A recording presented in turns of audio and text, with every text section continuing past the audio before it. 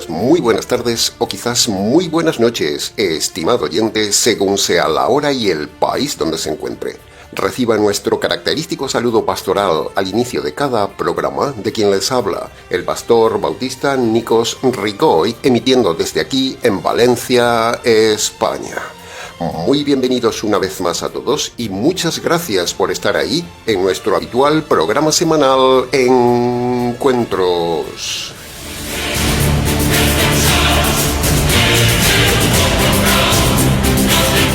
Estamos ya, estimado oyente, en el 8º programa de esta nueva serie de conferencias del noviazgo, matrimonio, divorcio, antidivorcio y antirrecasamiento del divorciado.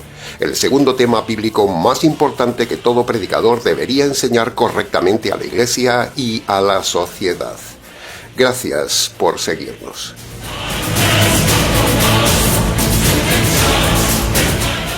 Para derribar la herejía divorcista, no solo hay que decir que están equivocados, no. Hay que demostrarlo, mostrando la verdad y derribando su mentira. No solo decimos que estamos en contra de todo divorcio y del recasamiento del divorciado, no. Eso es muy simplón. Sino que se trata de un trabajo arduo y doble. Derribar a los divorcistas y demostrar la verdad. Derribar y demostrar. D más D.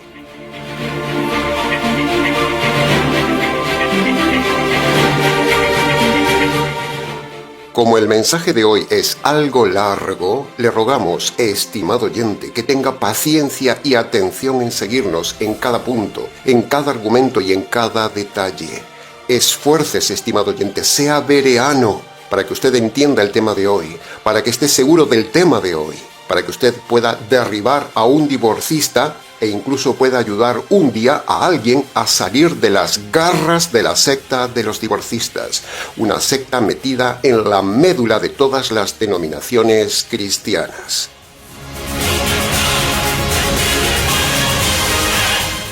Como dijimos en el mensaje anterior, estudie cada tema, estimado oyente, como si al final de cada programa usted tuviera que hacer un examen ante Dios. Y basamos esto que le decimos en 2 de Timoteo capítulo 2 versículo 15 que, leído en primera persona como si Dios le hablara a usted directamente, dice así: Esfuérzate con diligencia en presentarte ante mí, aprobado, como un obrero que no tiene de qué avergonzarse, que usa bien mi palabra de verdad. Ve, ahí lo tiene. Dios le manda que usted estudie. No solo escuche el programa, no solo lea la Biblia, sino que se esfuerce en pasar el examen de cada tema ante Dios.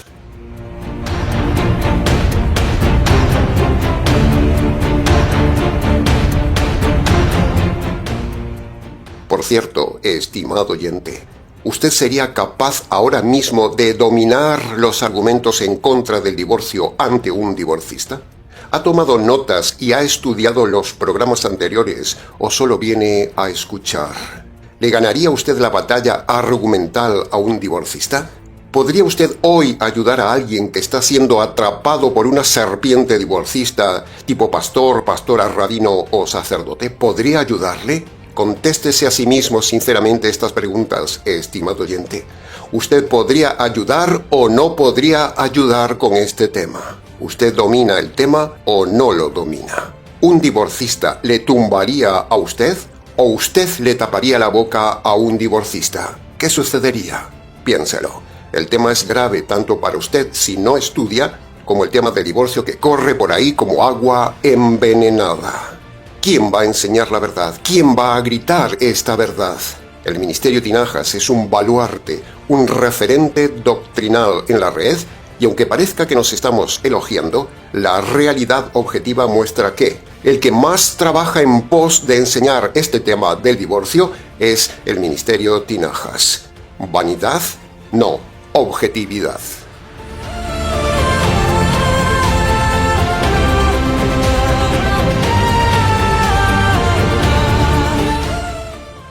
En el mensaje anterior vimos varios argumentos poderosos contra los divorcistas.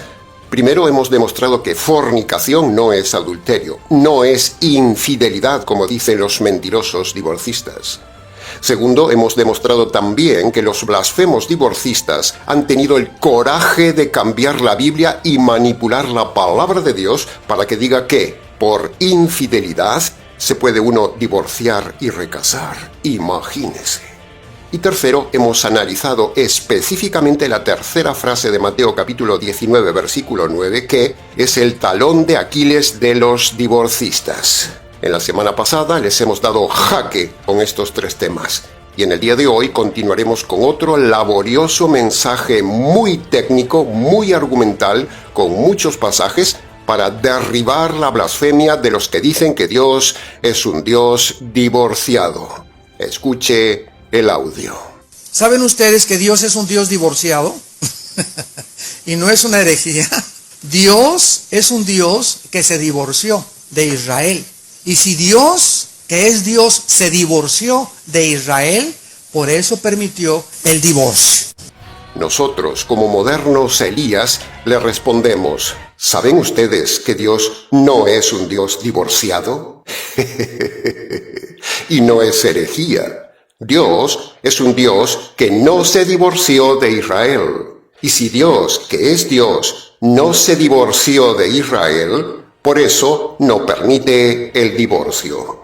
Es cierto que es vomitivo escuchar otra vez este audio, pero lo repetimos para que la gente valore lo que enseñamos y para que la gente tenga cuidado con este ladrón de la verdad, un vulgar sinvergüenza llamado pastor. Hoy demostraremos que este mequetrefe pastor es un lobo engañador. Demostraremos también que Dios no se divorció nunca de Israel.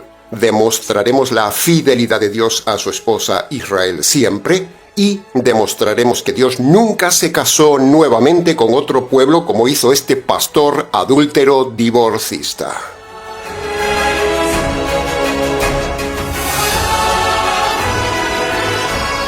Así como el profeta Elías se rió de los falsos profetas de Baal en su día, nosotros también nos reímos en la cara de todos estos modernos profetas sinvergüenzas, hijos del diablo, pastores sensuales cuyo Dios es la cama. De todos ellos, nos reímos de su ignorancia y del ridículo análisis que hacen para tratar de forzar que Dios es un Dios divorciado, como veremos hoy. Somos implacables, estimado oyente, con esta ralea de gente.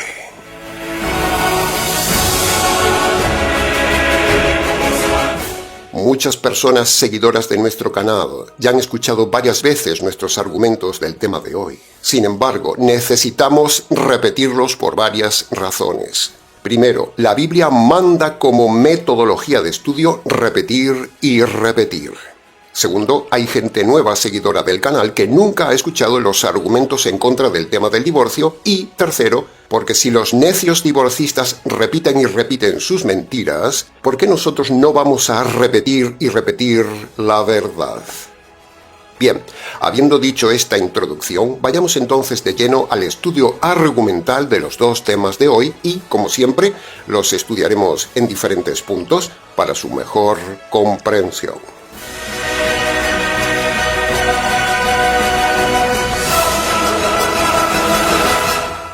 Entremos entonces en el análisis técnico del primer tema de hoy. Dios se casó con Israel, pero no se divorció de Israel.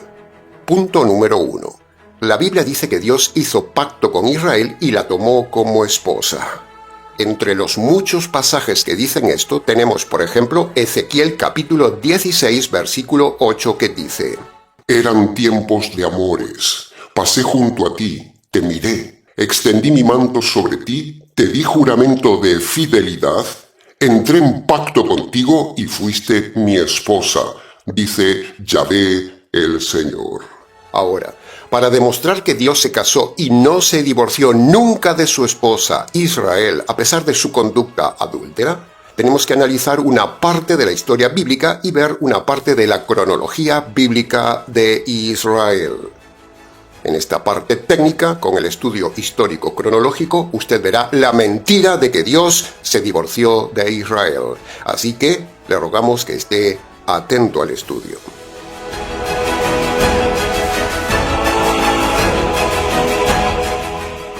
Punto número 2. Si los divorcistas logran engañar a la gente con eso de que Dios es un Dios divorciado, entonces todo el mundo cristiano tendría la excusa y la puerta abierta para el divorcio y el adulterio del recasamiento. Pero si lo derribamos, no habrá puerta abierta para el divorcio. Lamentablemente, muchos ya han caído en esa trampa y han entrado por esa puerta falsa del divorcio. Pero esa puerta no existe y se desmorona como un castillo de naipes con solo leer el contexto de Jeremías capítulo 3. Los divorcistas, como este necio que acabamos de escuchar antes, cometen un grave error hermenéutico, un error que revela su ignorancia, revela su falta de estudio del contexto y revela la falta de honestidad bíblica. En Jeremías 3, el famoso pasaje que usan los divorcistas para decir que Dios se divorció de Israel, ahí veremos que no dice que Dios repudió a toda la nación de Israel. Lo veremos a continuación.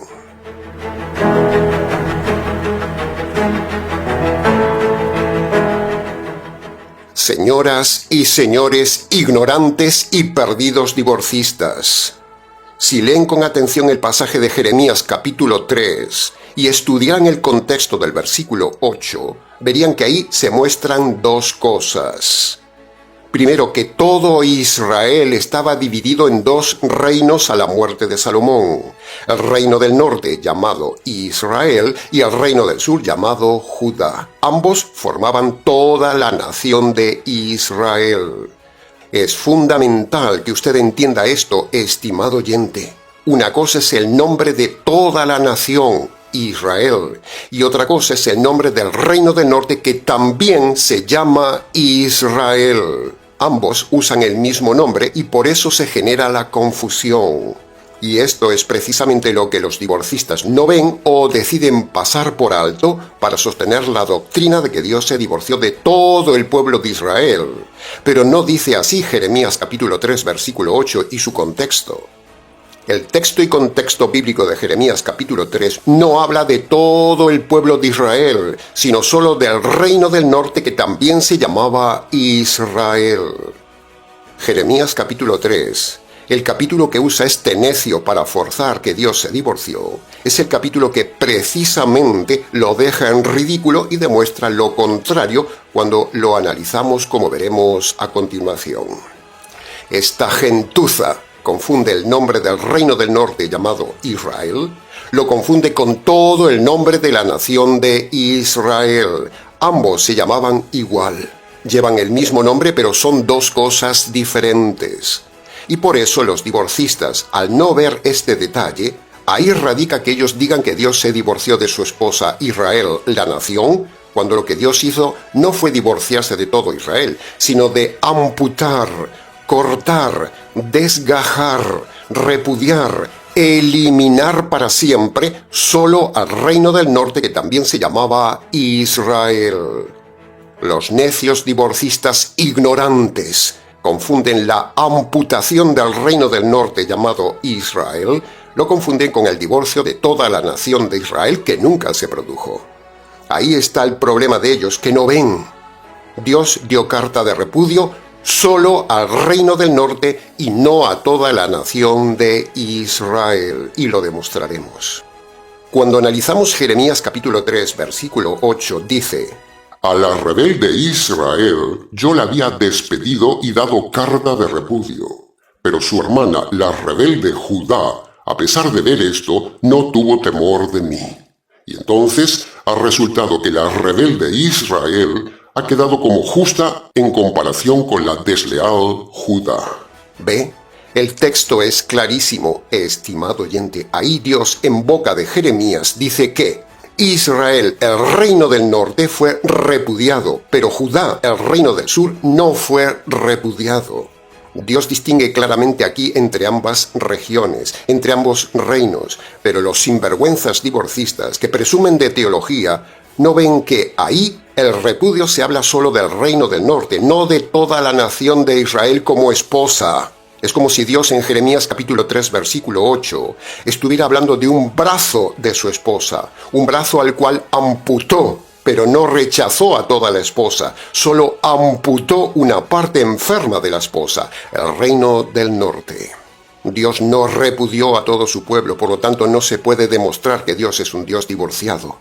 Pero los divorcistas toman la parte por el todo, y eso es una falacia hermenéutica terrible, que este ignorante no se da cuenta haciendo el ridículo ante la gente diciendo que Dios se divorció de todo Israel, cuando Dios solo repudió para siempre el reino del norte llamado también Israel, pero se quedó con el resto de su esposa, Judá, que representa precisamente a su esposa. Dios no repudió a Judá, la mantuvo como su pueblo hasta el día de hoy. Es como si usted tuviera una esposa con un órgano enfermo que hubiera que amputarlo. Así hizo Dios con el reino del norte, que también se llamaba Israel. Pero Dios siguió la relación con su pueblo, con el pueblo de Judá, el resto de la esposa de Dios.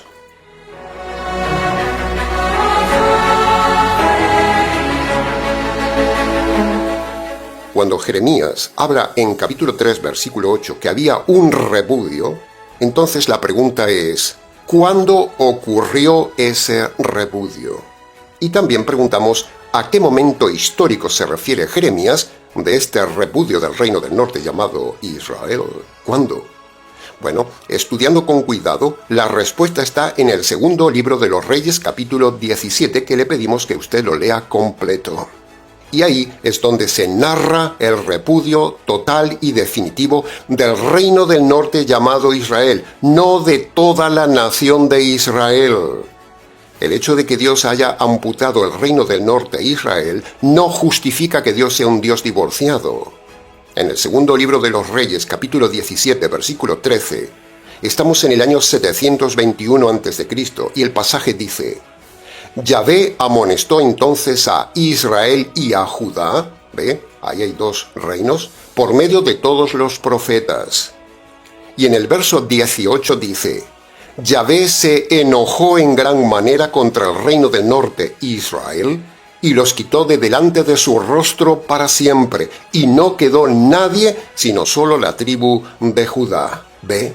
Ahí la Biblia misma nos dice dos cosas. Primero, hace la distinción entre Israel, reino del norte, que fue quitada, y el reino del sur, Judá, que quedó en su tierra como su esposa. Y segundo, en ese pasaje se muestra, en los versos 20 y 23, dice: Yahvé desechó a toda la descendencia de Israel, reino del norte, hasta echarlos de su presencia para siempre. El reino del norte, Israel, fue llevado cautivo a Asiria hasta el día de hoy. Ese es el repudio que habla Jeremías capítulo 3, versículo 8, refiriéndose solo al reino del norte llamado Israel, cuando dice: a la rebelde Israel yo la había despedido con carta de repudio. ¿Ve? Jeremías se refiere al repudio solo del reino del norte llamado Israel, no a que Dios repudió a toda la nación de Israel, a toda su esposa, no. Ahora escuche el pasaje de Jeremías capítulo 3, versículo 8, analizado en boca del ignorante y sinvergüenza divorcista de la peluca, que dice que Jeremías capítulo 3, versículo 8 se refiere a toda la nación de Israel, cuando no se refiere a toda la nación de Israel como se ve en el propio contexto. Escuche el audio. Dios se divorcia de Israel. Dios se divorcia de Israel. En Jeremías 3, versículo 8, Jeremías 3, 8, dice: ella vio que por haber fornicado la rebelde Israel, yo la había despedido. Es Dios hablando. Yo le di carta de divorcio y carta de repudio. Este sinvergüenza ha hecho el ridículo mostrando lo ignorante que es al creer que Jeremías está hablando de todo Israel, cuando el mismo profeta ahí se refiere solo al reino del norte. Así es este lobo, un ignorante. Tenga cuidado con este hombre, estimado oyente. Teniendo el texto delante, no se da cuenta que no habla de todo Israel, sino del reino del norte, que se llama también Israel. Pero el reino del norte no es todo el pueblo de Israel.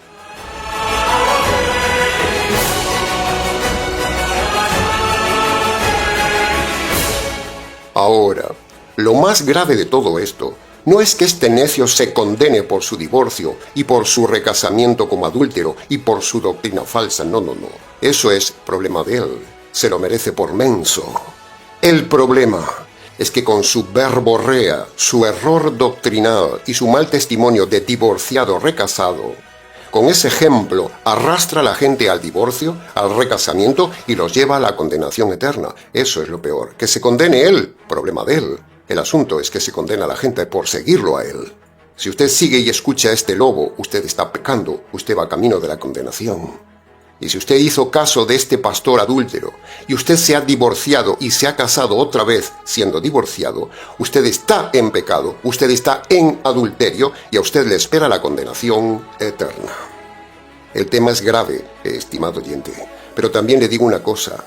La gente tiene lo que se merece, porque a la gente le gusta escuchar lo que le dice este necio. Sus oídos quieren escuchar una puerta llamada divorcio.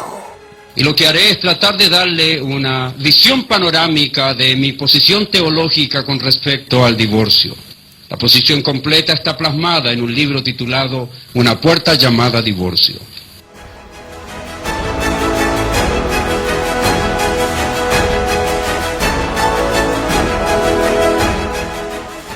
Ahora veamos algo más que confirma nuestra tesis. Veamos otro ángulo, veamos a otro profeta. En Oseas capítulo 1, versículos 4, 6 y 7, alrededor del año 740 a.C., es decir, unos 20 años antes de que Dios repudiara al reino del norte Israel en el año 721. Oseas profetizó 20 años antes, en el final del versículo 4, lo siguiente. Dice: pondré fin al reino de la casa de Israel, que es el reino del norte. Y en el versículo 6 dice: no me compadeceré nunca más de la casa de Israel, sino que los quitaré del todo. Y en el versículo 7 dice: pero de la casa de Judá, ¿ve? Haciendo diferencia con la casa de Israel, que era el reino del norte, sí tendré misericordia. ¿Ve, estimado oyente? Ahí está nuestra tesis, y lo que también decía Jeremías capítulo 3, versículo 8. Dios repudiaría solo al reino del norte, no a toda la nación de Israel, como dice este necio. Bien, pongamos en pantalla un resumen cronológico de lo dicho. En el año 740 a.C., Oseas, en el capítulo 1, anuncia 20 años antes el repudio del reino del norte, o sea, Israel. En el año 721 a.C., en el segundo libro de los Reyes, capítulo 17, Dios ejecuta ese repudio y amputa solo al reino del norte y lo envía deportado a Siria. En el año 627 a.C. aparece Jeremías en el capítulo 3, 100 años después de ese repudio, y el profeta le recuerda y advierte a la nación, o sea, a la esposa de Dios que había quedado, que tenga cuidado porque Dios ya había repudiado al reino del norte, no sea cosa que hiciera lo mismo con el reino del sur. ¿Puede ver cómo todo encaja, estimado oyente? Entonces vemos que Jeremías 3 no demuestra que Dios se divorció de todo su pueblo, demuestra que Dios solo desechó al reino del norte, como hemos repetido hasta el cansancio. Punto. No hay argumento bíblico para decir que Dios es divorciado de toda su esposa. La confusión de los divorcistas ignorantes nace de su incapacidad de distinguir entre Israel, el reino del norte, con el nombre Israel, que es el nombre de todo el pueblo de Dios. Es como confundir Panamá capital con Panamá país, o México capital con México país. El nombre es el mismo, pero el contexto define si hablamos de una parte o del todo. Los divorcistas toman la parte como el todo, pero nosotros decimos que la parte no es el todo. Se lo repito, los divorcistas toman la parte como el todo, pero nosotros decimos que la parte no es el todo. Todo este argumento histórico cronológico para decir que Dios no es un Dios divorciado ni se divorció de Israel es para remarcar lo que la Biblia dice, que Dios odia el divorcio, como vemos en Malaquías capítulo 2 versículo 16, y que no se debe romper el pacto matrimonial, como dice Malaquías capítulo 2 versículo 14. Así que si Dios se hubiera divorciado de todo su pueblo, estaría contradiciendo su propia palabra. Estaría haciendo lo que él mismo prohíbe, y eso es en contra de Dios. Dios no es así. Así que jaque mate A los necios divorcistas que blasfeman a Dios diciendo que Dios es un Dios divorciado, lo pagarán en el infierno eterno.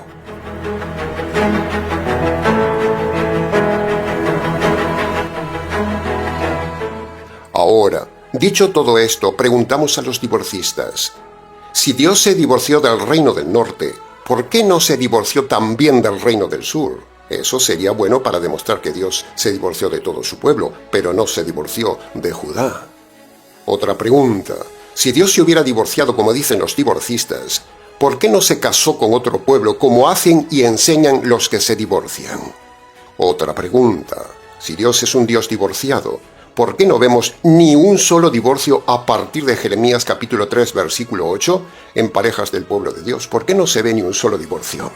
Si Dios hubiera dado ejemplo, habría entonces divorcios que lo confirmaran. Si Dios se había divorciado de Israel en el segundo libro de Reyes capítulo 17, ¿por qué siguió relacionándose con su pueblo y le enviaba profetas si ya se había divorciado de Israel?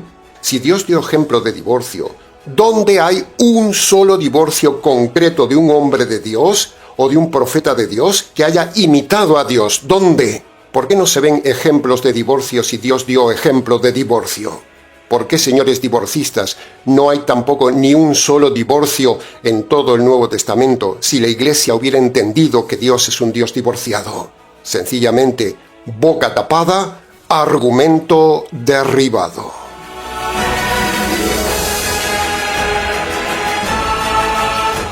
Y ahora preste atención, estimado oyente, preste mucha atención al siguiente argumento. Mire lo que dice Juan capítulo 5, versículo 19. Jesús dijo esto: en verdad les digo, el Hijo hace lo que ve hacer al Padre. Todo lo que hace el Padre, lo hace también el Hijo. Por lo tanto, estimado oyente, aquí se dice que el Hijo imita en todo al Padre. Entonces, si el Padre se hubiera divorciado por la infidelidad de Israel, Jesús también ya se hubiera divorciado por la infidelidad de la Iglesia. ¿No le parece? Pero el Señor Jesús nunca se divorció de su Iglesia porque nunca vio divorciarse a su Padre. ¡Jaque a todos los divorcistas!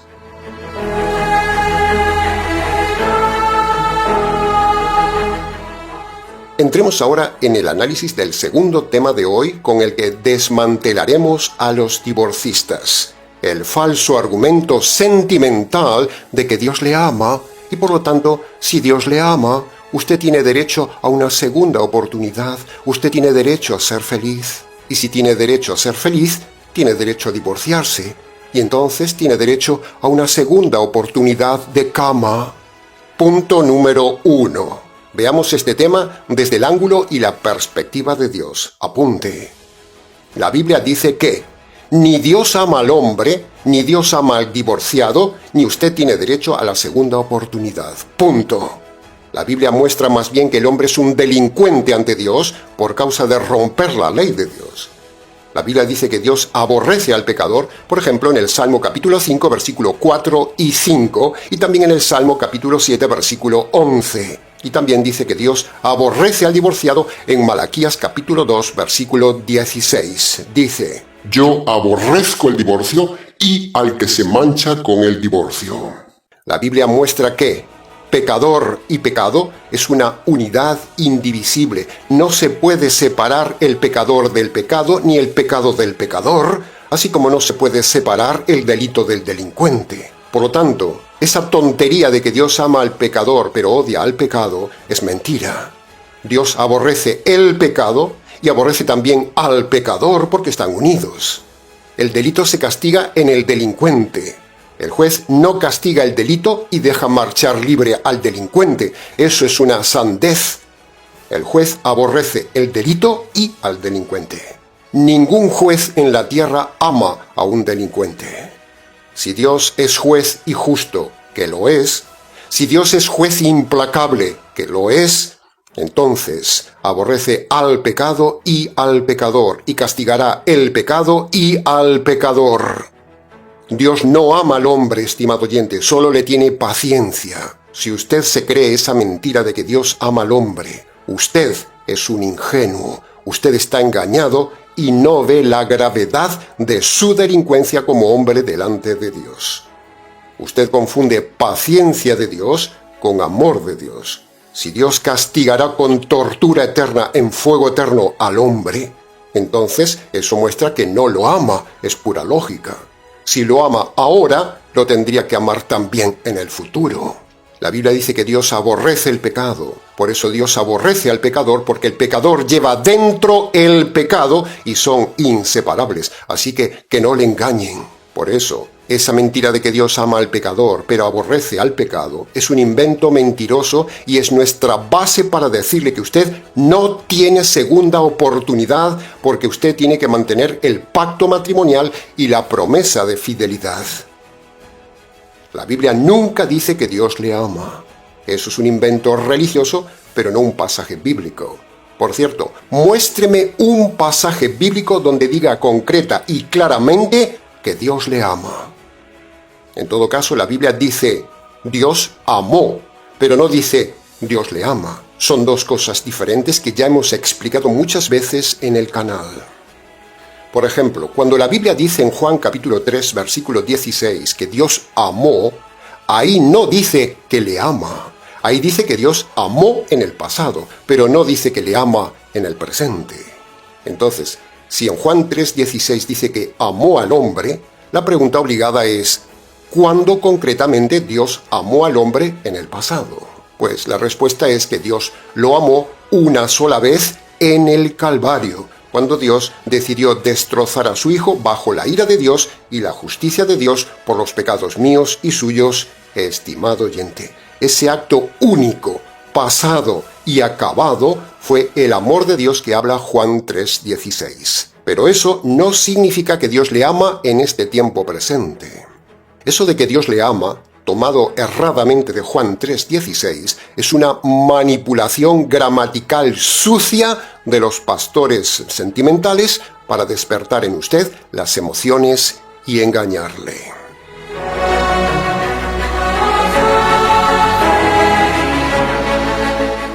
Ahora, veamos por un momento otro pasaje que también manipulan los sentimentales pastores para hacerle creer que Dios le ama. Por ejemplo, entre los muchos pasajes hemos elegido Romanos capítulo 5, versículo 8. Dice, Dios muestra su amor para con nosotros en que siendo aún pecadores, Cristo murió por nosotros.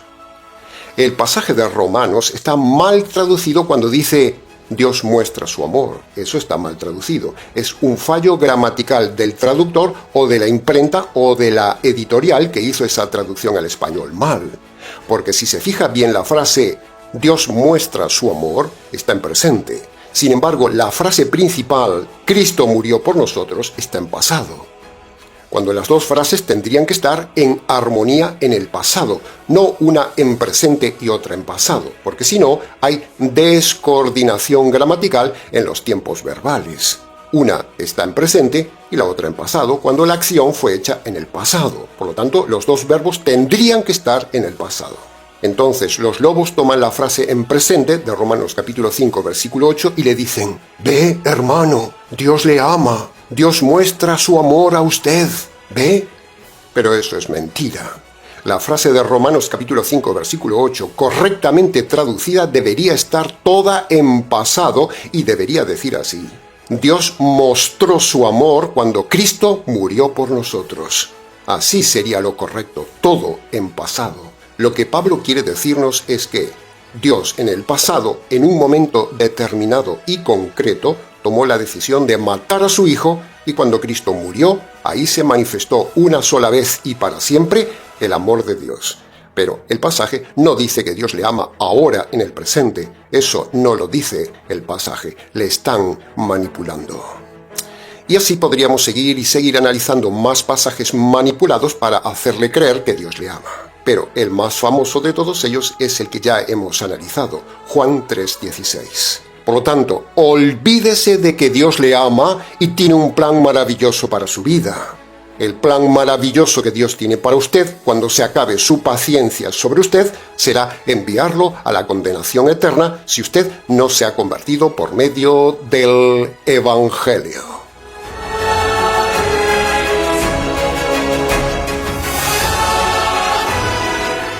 Bien, todo esto que hemos dicho es para desmontar la mentira que enseñan los pastores de que Dios le ama, y entonces, si Dios le ama, ¿cómo no le va a dar una segunda oportunidad de ser feliz en otro matrimonio?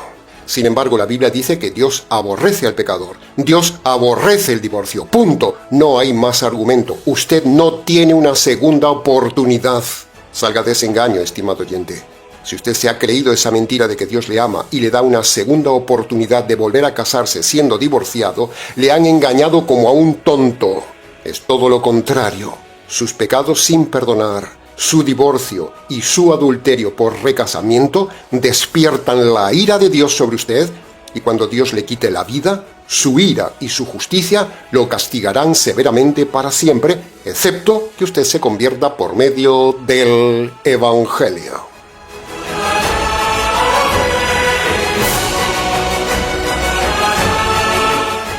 Bien, entremos ahora en el punto número 2 de este tema. Veámoslo ahora desde el ángulo del hombre. En la segunda parte de este tema falso, sentimental de que Dios le ama y de que usted tiene derecho a ser feliz y a divorciarse y rehacer su vida, todo eso es un truco astuto emocional, motivacional, que no tiene ninguna base bíblica, como ya hemos visto, y que se enfrenta a los siguientes puntos. Primero, no vemos nunca en toda la Biblia la centralidad en el hombre. La Biblia se centra en Dios y su obediencia. Los divorcistas se centran en el hombre en lugar de la palabra de Dios. Segundo, los sentimentales del amor de Dios se olvidan que el pacto y la promesa son hasta la muerte. Por lo tanto, con esto no hay la más mínima segunda oportunidad. Usted tiene que respetar su pacto y su promesa hasta la muerte. No puede volver a recasarse. Tercero, la Biblia nunca dice que el hombre cristiano tiene derecho a ser feliz. La Biblia más bien dice, como hemos visto en la reciente serie de Pedro, que el cristiano está destinado a sufrir, a negarse a sí mismo, a tomar su cruz y obedecer al Señor. Punto. Cuarto, el derecho a ser feliz o tener una segunda oportunidad no puede estar por encima de la promesa de fidelidad, ni del pacto matrimonial, ni de la obediencia a Dios. Quinto, si existiera tal cosa como Dios me ama y me da una segunda oportunidad, entonces el amor de Dios, escuche bien, el amor de Dios serviría para justificar el pecado del hombre, y Dios tendría que aprobar todo lo que el hombre hace, todo lo que el hombre quiere para hacerlo feliz. Y eso no va a suceder. Sexto, el invento de tengo derecho a ser feliz es el susurro del enemigo al oído del hombre perdido. Es la misma estrategia del diablo que en el jardín del Edén. El diablo le dijo, tienes derecho a conocer el bien y el mal, y Dios te lo está negando. Y ¡zas! Mire dónde estamos. Así sucede con el hombre ingenuo moderno. El enemigo le ha despertado la egolatría del derecho a ser feliz, cuando en la tierra nunca se puede ser feliz. Séptimo, si una persona ha fracasado en el primer matrimonio, es matemático que volverá a fracasar en el segundo matrimonio, porque si no supo elegir bien y metió la pata en el primer matrimonio, tampoco sabrá elegir en el segundo matrimonio, es pura lógica. Y lo hemos visto 1000 veces en nuestra consejería pastoral. Entonces, si alguien me viniera diciendo, pastor, usted se equivoca, en mi segundo matrimonio nos va muy bien, nos llevamos de maravilla, he encontrado la mujer de mi vida. Bueno, entonces yo le diría, no se engañe. Usted siendo divorciado ya empezó mal su segundo matrimonio porque lo empezó en adulterio. Usted es un fracasado, un adúltero, un enemigo de Dios. Su matrimonio ha empezado en desobediencia y Dios no bendice un matrimonio en desobediencia. ¿Dónde está su felicidad si está en rebelión contra Dios? No importa que se lleve bien con su cónyuge en lo humano, lo que importa es que ambos son enemigos de Dios por desobediencia y ese matrimonio está manchado por el adulterio. Así que no me venga con esas de que le va bien en el matrimonio, porque ya empezó mal, empezó pecando. Por lo tanto, ese matrimonio es un fracaso desde el inicio ante Dios. Lo que empieza mal, se desarrolla mal y acabará mal. Llevarse bien en lo humano no es evidencia de éxito matrimonial ante Dios. Octavo, si la persona no ha cambiado su carácter, su madurez, su obediencia, su forma de amar, su forma de ser, su forma de resolver los conflictos, su forma de enfrentar la vida y no consulta la Biblia, en el segundo matrimonio, volverá a elegir mal. Cambiar de cónyuge no cambia el corazón. Cambiar de pareja no cambia el patrón. Cambiar de cama no cambia el corazón. Si usted sigue siendo el mismo necio, su elección seguirá siendo la misma y volverá a haber fracaso porque A más B es igual a C siempre. Entonces no importa con quién se case otra vez, no importa cuántas veces se case, porque destruirá el matrimonio igual. Noveno, el recasamiento no borra el pasado, lo multiplica. La gente cree que un nuevo matrimonio es borrón y cuenta nueva, pero eso es un error. Un casamiento trae más heridas, más comparaciones, más expectativas irreales, más presión emocional, más carga espiritual, más problemas. Si usted no pudo manejar el primer matrimonio, ¿cómo manejará el segundo? El recasamiento no soluciona el problema, lo complica.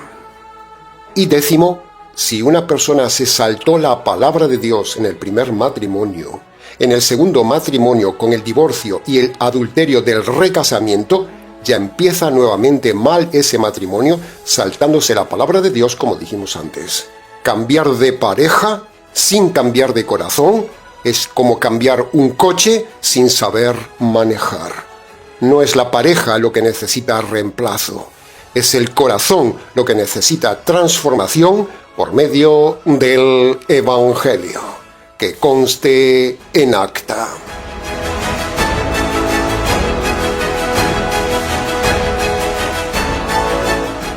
Bien, llegamos al final de este programa, y en este programa hemos demostrado que Dios no es un Dios divorciado. Hemos derribado a un lobo divorciado recasado, y hemos derribado el argumento sentimental de que Dios le ama y usted tiene derecho a ser feliz. Continuaremos en el siguiente programa con más temas para derribar todas las puertas abiertas al divorcio. Jaque a los divorcistas.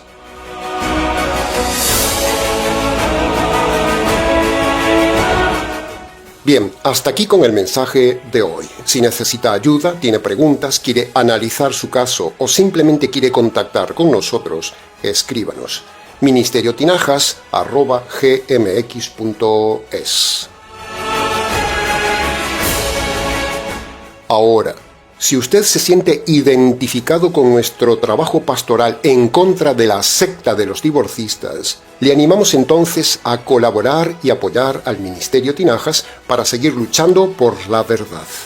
Le informamos también que, precisamente, tenemos un libro titulado Noviazgo, Matrimonio y Divorcio que usted puede adquirir en Amazon. Tiene abajo en la descripción del vídeo la forma de conseguirlo. Muchas gracias por su colaboración.